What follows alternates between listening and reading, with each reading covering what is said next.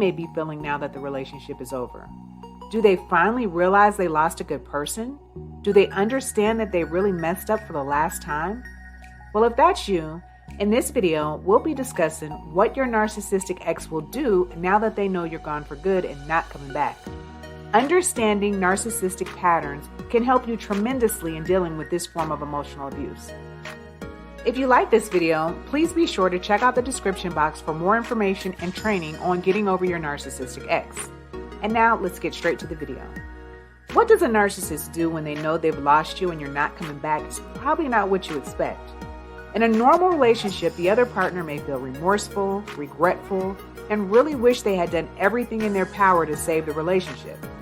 This experience will be very different when dealing with the narcissist.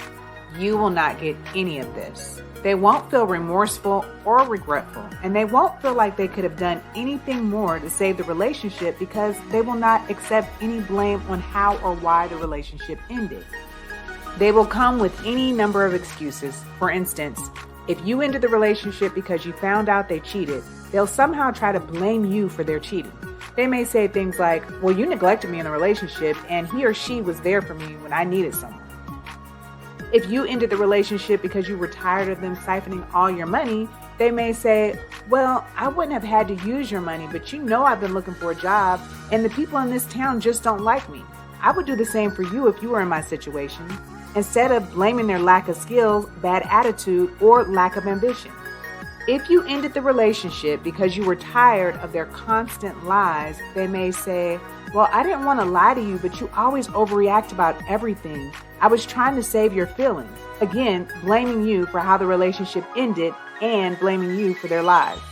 So after they've shifted the cause of the relationship ending onto you or any other number of reasons they can conjure up, their next thought process will be that you're not really gone for good. They can't have reaction to you being gone forever if they don't really feel like they lost you forever. If you've reached the point in the relationship where you've had enough and came to the decision that you're done to the point that you're not coming back, this is probably not the first time you've said it was over. You've probably already broken up and taken them back time and time again, but this is your final draw. Instead of them believing that they lost you forever, they won't believe that you're serious. To them, what makes this time any different than before? In their mind, they'll believe that they can get you back like they always do. With that said, their first thought will be that it's really not happening. They won't believe that it's over. They don't actually feel like they lost you forever. They think you're bluffing. In their mind, this is business as usual. In the past, you've said you're done, but they were able to sweet talk you, hoover you, pity you into taking them back, and you've taken them back. Rinse and repeat again. Sure, you're mad now, but you'll get over it like you normally do.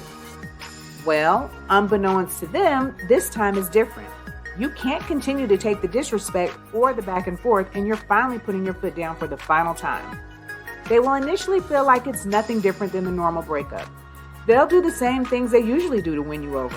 It doesn't matter how cold you are, how many different social media accounts you block them on, that you're no longer accepting their calls. It doesn't matter how much you try to avoid them. In their mind, they will not only believe that it isn't any different than any other time, they will also believe that deep down inside you want them back and your heart is still yearning for them. Because, of course, in their mind, who wouldn't want them? Now, if you don't react to their efforts, they may fall back for some time and play the waiting game, waiting for you to reach out to them, waiting to see if you crack before they do, like you usually do. They'll give it a little time while telling themselves it won't be long until you come running back. And as more and more time passes, they'll assure themselves that it'll be any day now because surely you can't hold out for too much longer. You'll come running back to them like you usually do. But you never do. After some time, you may receive a random text or email with very little details. Call me, 911. You may call only to find out that there's no real emergency. Or you may start to receive incoming phone calls that ring and then hang up. This is another signal that they want you to respond. If you answer, they may say, oh, I dialed you by accident, and then try to engage you in a conversation. So how do they feel when you break their script and things don't go according to the plan like they typically do?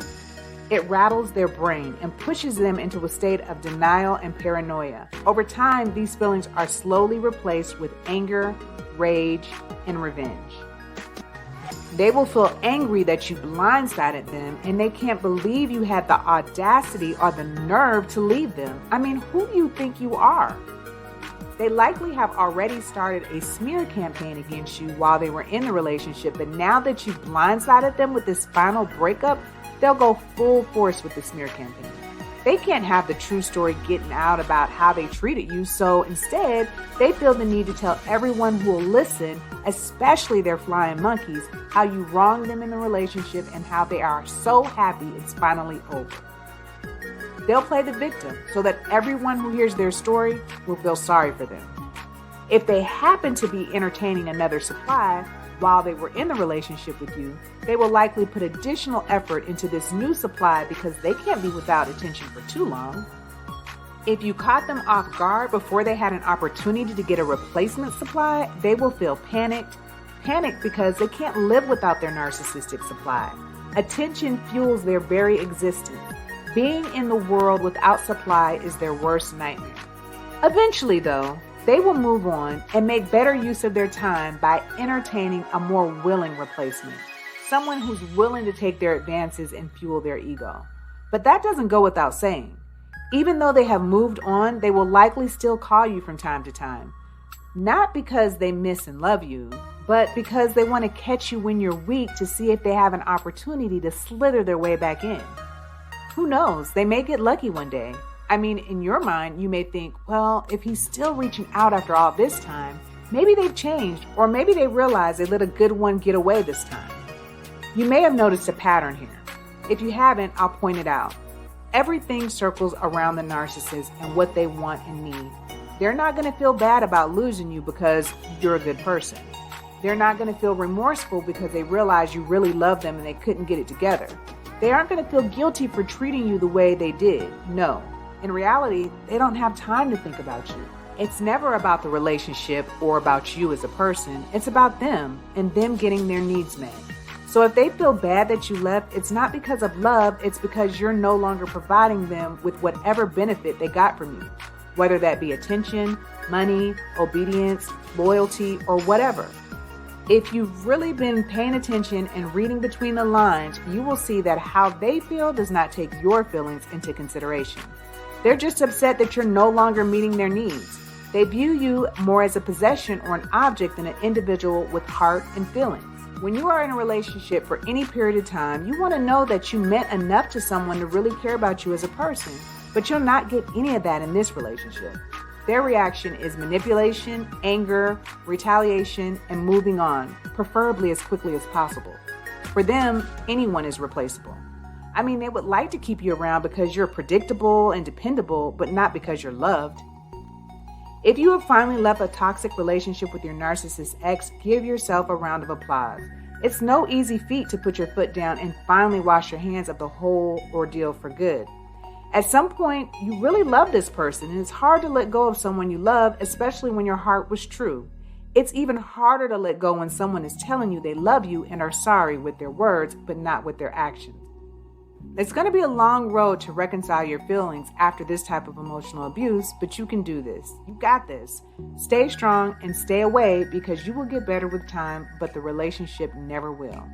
Continue to learn everything you can about narcissistic relationships so that you can recognize these patterns and better arm yourself with the information you need to break the cycle of abuse. Recognize abuse cycles and learn to form healthy relationships. If you enjoyed this video, please make sure to like and